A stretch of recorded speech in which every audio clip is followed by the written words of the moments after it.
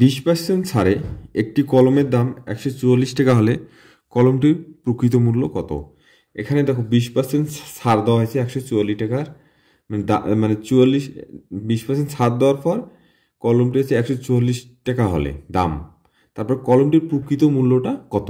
এখানে আমাদের প্রকৃত মূল্যটা নাই, তাহলে আমরা ধরি প্রকৃত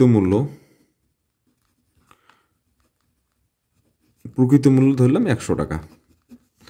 এখন তোমরা একটু খেয়াল করো যে এই 20% ছাড় দিয়েছে, তাহলে 20%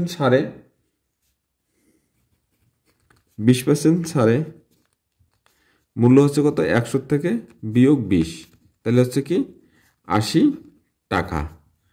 এই 80 টাকা হচ্ছে কি আমাদের কলমটির দাম।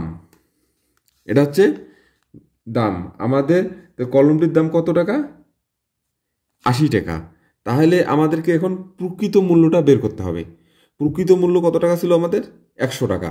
তাহলে আমরা এখন লিখতে পারি না এরকম যে কলমটির দাম 80 টাকা হলে কলমটির দাম 80 টাকা হলে প্রকৃত মূল্য কত ছিল? 100 টাকা। 100 টাকা, ঠিক আছে। এখন মানে এটা আমাদের নিব কেন? আমাদের দেখো আমাদের প্রকৃত মূল্যটা বের করতে বলা আছে, এই জন্য আমরা এটা এই পাশে ডান পাশে দিলাম। তো কলমটির দাম যদি 1 টাকা হয় তো প্রকৃত মূল্য কম হবে, কম হলে উপরে 100, নিচে 80, কম হলে কী হবে? ভাগ হবে। এখন প্রকৃত মূল্য যদি দেওয়া আছে কত?